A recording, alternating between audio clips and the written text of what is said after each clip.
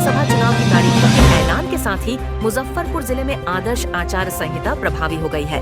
जिले की सभी 11 विधानसभा सीटों मुजफ्फरपुर नगर, कांटी, बरूराज, पारू, साहिबगंज, मीनापुर, औराई, गायघाट, सकरा, कुढ़नी और बोछा पर पहले चरण में 6 नवंबर को मतदान होगा।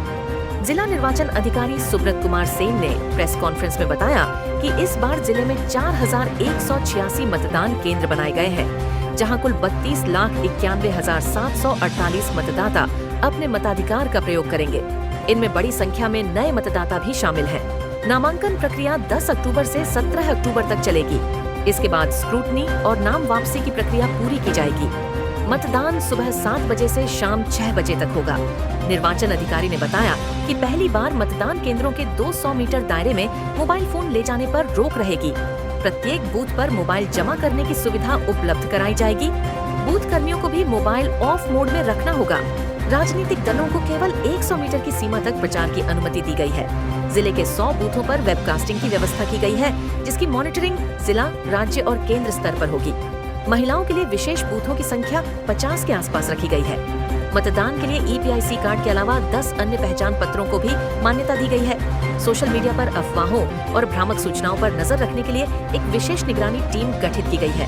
चुनाव व्यवस्था को मजबूत करने के लिए जिले में 9 इंटीग्रेटेड चेक पोस्ट सक्रिय किए गए हैं, जहां वाहनों और व्यक्तियों की सघन जांच की जा रही है। CAPF की कंपनियां भी जिले में पहुंच चुकी हैं। अब तक जिले में 350 से अधिक लोगों पर CCA की कार्रवाई की गई है, जबकि 9000 से अधिक लोगों से बांड भरवाया गया है, ताकि चुनाव के दौरान शांति व्यवस्था बनी रहे। निर्वाचन अधिकारी ने चेतावनी दी है कि किसी भी तरह की गड़बड़ी या आचार संहिता उल्लंघन पर त्वरित कार्रवाई की जाएगी। नॉमिनेशन का वो 17 अक्टूबर है।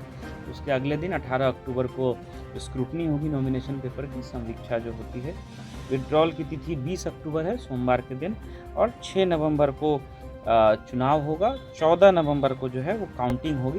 तो हम लोग की तैयारियां काफ़ी पहले से चल रही थी। प्रशिक्षण हमारा चल रहा है। जो हमारे कार्मिक जो भी चुनाव की विभिन्न गतिविधियों के संपादन में जिनकी सेवाएं लेंगे, उनका प्रशिक्षण चल रहा है। EVM की FLC हो गई है और EVM के प्रिपरेशन का काम जो भी ECI का डायरेक्शन है उसके अनुरूप हम लोग कराना बहुत जल्दी शुरू करेंगे। उसके अलावा आप लोग इससे भी अवगत हैं कि चुनाव की तिथियों की घोषणा के साथ ही आदर्श आचार संहिता प्रभावी हो जाती है, और उसको लेकर के भी जो हम लोगों की तैयारियां हैं, शुरुआत के जो 72 आवर्स होते हैं उसमें कई तरह की प्रशासनिक उसको लेकर के तैयारियां करनी होती है, तो वो हम लोग इमीडिएटली स्टार्ट करेंगे। किसी भी तरह का जुलूस, किसी भी तरह की सभा ये बिना परमिशन के नहीं होगी। इसको उचित फोरम से, एप्रोप्रिएट जो अथॉरिटी हैं वहाँ से परमिशन लेना होगा, चाहे वो पॉलिटिकल पार्टी के रिप्रेजेंटेटिव हों या राजनीतिक दल का कार्यक्रम हो या कोई भी इंडिविजुअल हो। तो राजनीतिक किसी भी तरह के कार्यक्रम के लिए परमिशन की आवश्यकता होगी। ये एक महत्वपूर्ण जो है MCC के इन्फोर्स होने के बाद से एक महत्वपूर्ण बदलाव शुरू हो जाता है। इसके अतिरिक्त जो हम लोग सभाएं या जुलूस के लिए जो हम लोग परमिशन देते हैं, तो सिंगल विंडो सिस्टम हमारा इमीडिएटली फंक्शनल हो जाएगा। और जो हम लोगों ने राजनीतिक दल के प्रतिनिधियों को वोटर लिस्ट की कॉपी उपलब्ध कराई है, कल पुनः हम लोग राजनीतिक दल के प्रतिनिधियों के साथ बैठेंगे, चाहे वो आदर्श आचार संहिता की बात हो, नॉमिनेशन की प्रक्रिया के बारे में बात हो, या चुनाव के दौरान जो विभिन्न प्रकार के परमिशंस लेने होते हैं उनके बारे में हम लोग सभी राजनीतिक दलों के प्रतिनिधियों को विस्तृत रूप से हम लोग अवगत करा देंगे। कुछ जो नए बदलाव हैं उनके बारे में मैं आपको बताना चाहूँगा, जो ECI के स्तर से हुआ है। सभी बूथों पर जो है मोबाइल फ़ोन रखने की सुविधा होगी। एक हमारे कर्मी रहेंगे। कोई भी मतदाता अगर मोबाइल फ़ोन लेकर के आते हैं तो वो वहाँ जमा कर सकते हैं, और मतदान के बाद फिर मोबाइल फ़ोन वहाँ से प्राप्त करके अपने घर को वापस हो सकते हैं। इसके अतिरिक्त पहले 200 मीटर की परिधि के बाहर ही राजनीतिक दल के प्रतिनिधियों या कैंडिडेट्स को, पॉलिटिकल पार्टीज़ को बूथ लगाने की व्यवस्था होती थी, जहाँ वो मतदाताओं को आवश्यक सहायता उपलब्ध कराते थे। अब उस दूरी को घटा करके 100 मीटर कर दिया गया है। 100 मीटर की परिधि के बाहर राजनीतिक दल के जो बूथ्स हैं वो बनाए जा सकते हैं, हमारे पोलिंग बूथ के 100 मीटर के बाहर। तीसरा महत्वपूर्ण बदलाव है कि 100% बूथों पर वेबकास्टिंग होगी, लाइव वेबकास्टिंग, जिसको कि ECI CO ऑफिस और जिला निर्वाचन पदाधिकारी का जो कार्यालय होता है वहाँ उसकी स्ट्रिक्ट मॉनिटरिंग होगी। ये कुछ महत्वपूर्ण बदलाव हैं।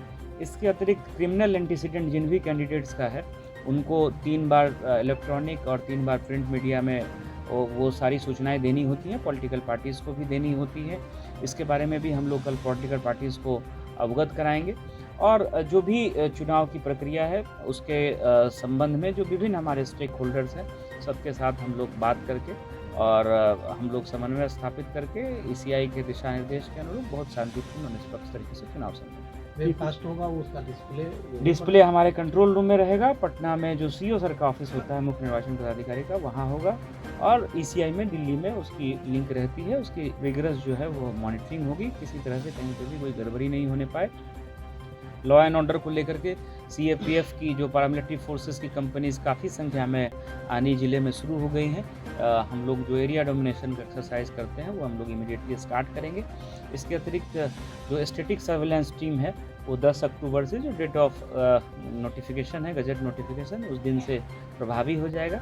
फ्लाइंग स्क्वाड की टीम हमारी वो घोषणा के साथ ही प्रभावी हो जाती है। कहीं पर कोई शिकायत आती है तो फ्लाइंग स्क्वाड को पहुंच करके उसकी जांच करनी होती है। सी विजिल ऐप वगैरह है जहां 100 मिनट के अंदर जो भी उस पर शिकायत आती है उसका निराकरण करना होता है। तो सारी प्रक्रिया जो है चुनाव की ईसीआई के डायरेक्शन के अनुरूप हम लोग ससमय संपन्न। वोटरों का जो कुल मतदाता है उसकी लिस्ट कब तक जारी? वो तो दे दिया गया, फाइनल पब्लिकेशन हो गया था। सोशल मीडिया पर हम लोगों की नज़र रहेगी और इसमें किसी भी तरह के इन्फॉर्मेशन को गलत तरीके से प्रेजेंट करना या बहुत ऐसे टूल्स आ गए हैं, डीप फेक और कई ऐसी चीज़ें आ गई हैं जिसमें जो सही पक्ष नहीं है उसको तोड़ मरोड़ करके या दूसरे तरीके से चीज़ों को प्रेजेंट करना या किसी के इमेज को मलाइन करना या जो इस तरह की कुछ गतिविधियां होती हैं उस पर भी हम लोगों की एक टीम है, वो एसएसपी साहब के ऑफिस में भी और हम लोगों के स्तर पर भी इस पे हम लोगों की नज़र रहेगी और जो भी इसमें दोषी पाए जाएंगे उनको हम लोग जो भी प्रावधान है बीएनएसएस के और जो election conduct of election rules और जो आरपी एक्ट है उसके तहत भी हम लोग उचित कार्रवाई करेंगे। क्रिमिनल एक्ट में कितनी कार्रवाई मतलब सीसीए में 380 से ज़्यादा लोगों पर हम लोगों ने सीसीए की कार्रवाई की है और बॉन्ड डाउन 9,000 से ज़्यादा लोगों पर हुआ है। नोटिस 15,000 के लगभग ऐसे जो असामाजिक तत्व हैं जो चुनाव को डिस्टर्ब कर सकते हैं उनको हम लोगों ने नोटिस किया है। 9,000 लोगों से बॉन्ड ले भी लिया गया है। इसको हम लोग और तेज़ी से ऐसे लोगों को चिन्हित करके कार्रवाई करेंगे और सीसीए 380 से ज़्यादा लोगों पर सीसीए के तहत हम लोगों ने जो है आदेश जारी करके उन लोगों को हम लोगों ने एक तरह से निरोध करने का प्रयास किया। Thank you. लेटेस्ट खबरों के लिए देखते रहिए MUZ न्यूज और ताज़ा अपडेट पाने के लिए चैनल सब्सक्राइब करना ना भूलें।